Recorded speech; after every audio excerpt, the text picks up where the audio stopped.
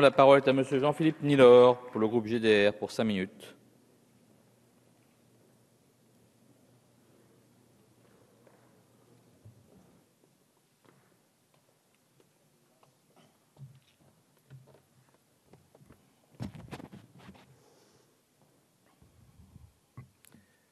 Monsieur le Président, Madame la Secrétaire d'État, Monsieur le rapporteur, que je tiens à féliciter pour son honnêteté et son objectivité. Chers collègues, j'associe à mon intervention mes collègues martiniquais Alfred Marie-Jeanne et Bruno Nestor Azero. Si nous nous réunissons aujourd'hui, c'est bien pour mutualiser nos capacités de réflexion et d'anticipation afin de reconstruire, à partir des vestiges de l'Université des Antilles-Guyane, une nouvelle Université des Antilles. Du moins, j'ose l'espérer. Il nous appartient d'ériger des piliers solides afin de prévenir des rivalités stériles qui ont émaillé l'histoire de notre Université des Antilles-Guyane et qui ont eu pour conséquence la détérioration de notre image collective et l'effondrement brutal en moins de 30 jours avec la bénédiction du gouvernement de ceux qui avaient été patiemment bâtis en plus de 30 ans. Notre objectif doit aujourd'hui être de permettre à l'Université des Antilles d'être attractive, crédible et solide pour rétablir les conditions favorables à l'apprentissage et à l'épanouissement de nos étudiants. En effet, le vieillissement rapide des populations de nos régions, la baisse démographique qui nous frappe et le fait qu'un jeune sur deux qui quitte nos territoires ne revient pas y vivre après son parcours de formation sont autant de facteurs qui sinistrent davantage nos territoires, tant socialement qu'économiquement. Nous n'avons alors d'autre alternative que de miser sur le renforcement de nos capacités à former notre jeunesse. Aussi, la loi Fioraso du 22 juillet 2013 qui vise à fusionner des universités déjà importantes en taille pour en faire des ensembles dotés de moyens mutualisés et bénéficiant d'une forte visibilité à l'international, nous soumet à la concurrence de ces méga-universités avec l'obligation de redoubler d'efforts et d'ingéniosité pour retenir nos étudiants dans notre institution.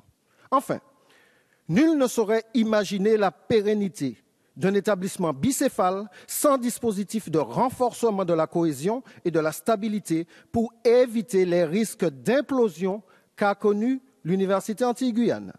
Pour y parvenir, la proposition concernant l'élection de la future gouvernance de l'université, au terme de la mandature de celle-ci, introduite lors du projet de loi examiné par le Sénat, connu sous le nom de ticket A3, me paraît judicieuse. Elle suppose que l'élection du futur président de l'Université des Antilles se fasse en même temps que celle des 2 vice-présidents de pôle, afin de renforcer la stabilité et la cohésion de l'université. Afin de respecter en tout point l'autonomie des pôles, les statuts de l'université pourraient simplement prévoir de compléter ce dispositif par d'autres dispositions. Pour ma part, j'adhère à la proposition qui consiste à faire en sorte qu'en amont de l'élection du président de l'université, une liste de 3 candidats à la vice-présidence de pôle soit déterminée par chaque pôle et que les candidats à la présidence soient tenus de puiser dans cette liste leur colistier au titre de vice-président de pôle. C'est ainsi que l'on réconcilierait ou qu'on concilierait l'unicité de l'établissement avec l'autonomie des pôles. Le texte tel que présenté m'apparaît réunir les conditions minimales pour que l'université survive après une amputation ô combien traumatisante. J'attire toutefois l'attention sur le fait que les amendements soutenus ou repris à son compte par le gouvernement pourraient se révéler clairement préjudiciables car portant en leur sein les germes de division et peut-être de scission à venir. Le gouvernement, à la différence de la formulation patrimoine immobilier proposée par le député Lurel, parle de surface. S'agit-il d'une manière plus sournoise de revenir à cette formulation initiale de patrimoine mobilier ou immobilier? En tout état de cause, les surfaces à prendre en compte dans la subvention de l'État ne peuvent être que les surfaces financées à l'origine par l'État. Figer cela dans la loi reviendrait à ouvrir la porte à des dérives importantes si les collectivités territoriales, suite à cet amendement, se mettaient à construire des campus. La destination des critères doit rester une prérogative du conseil d'administration de l'Université des Antilles. La prise en compte des surfaces de chaque pôle en tant que critère pour répartir la subvention des charges de services publics de l'État à l'université reviendrait à préaffecter les dotations et à ôter au conseil d'administration la possibilité d'apprécier souverainement la répartition des moyens entre les pôles en fonction des besoins réels. Sachant que des infrastructures régionales telles que le campus de Saint-Claude en Guadeloupe ne sont actuellement pas prises en compte dans la dotation de l'État et dans la subvention de l'État à la maintenance, il apparaît évident que si l'on tient compte du critère de patrimoine immobilier, une part supplémentaire conséquente irait au pôle Guadeloupe qui regroupe 3 campus universitaires au détriment de la Martinique qui en dispose de 2. En plus du critère des surfaces dont le flou définitionnel est à condamner, ainsi que nous l'avons démontré ultérieurement, intervient celui des effectifs des étudiants.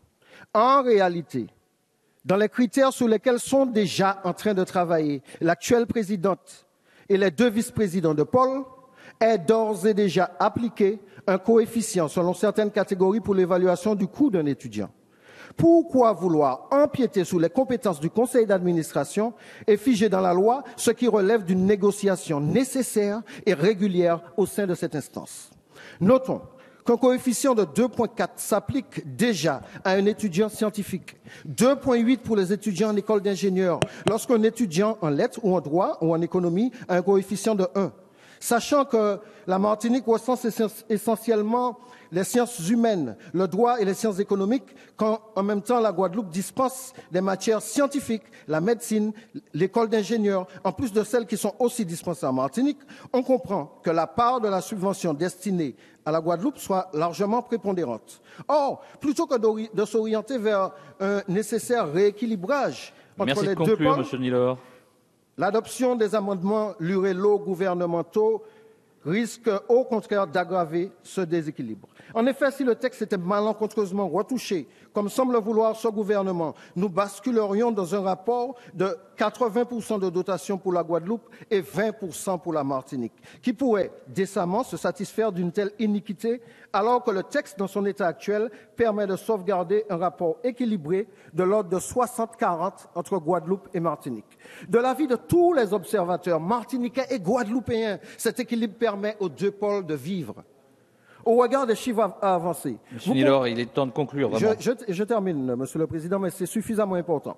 Au regard des chiffres avancés, vous conviendrez qu'il ne s'agit pas de querelle de clocher, mais bien d'avancer des données précises et objectives. La Martinique paye déjà suffisamment cher certains choix historiques, tels que celui d'avoir laissé se développer quasiment toutes les sciences en Guadeloupe, et notamment une école d'ingénieurs en 2011, pour que je puisse assister sans maudire et sans maudire l'asphyxie du pôle universitaire de Martinique. Nous, Martiniquais, sommes d'ailleurs en droit de nous interroger sur les raisons de tel acharnement et sur les motifs qui nous valent aujourd'hui des arbitrages discriminatoires. Tantôt, il s'agit de remettre en question la légitimité des présidences martiniquaises consécutives de l'UAG, alors que celles-ci n'ont pas particulièrement bénéficié à la Martinique. Tantôt, il est question de reconsidérer la légitimité de l'actuelle présidente de l'université, à qui certains reprochent d'incarner une figure féminine trop verticale, en ayant entrepris une salutaire mission d'assainissement des méthodes condamnables pratiquées notamment au sein du laboratoire de recherche Seregmia, dossier notamment désormais entre les mains de la justice. En définitive, le texte devrait être adopté en l'état, car nous avons suffisamment tergiversé et les étudiants martiniquais et guadeloupéens n'ont qu'à trop payer le tribut des errements et du vide juridique qui perdure. J'invite donc chacun à prendre toute la mesure des enjeux. Vous êtes obligé de vous couper le micro, Monsieur Nilor. Vous avez déjà dépassé de 4 minutes de votre temps. Je termine une phrase, Monsieur le Président. Nous considérons isolément, d'aucuns pourraient dire que nous sommes que 2 cailloux dans l'océan. Antoine de Saint-Exupéry affirmait que la pierre n'a point espoir d'être autre chose qu'une pierre, mais de collaborer, elle s'assemble et devient temple.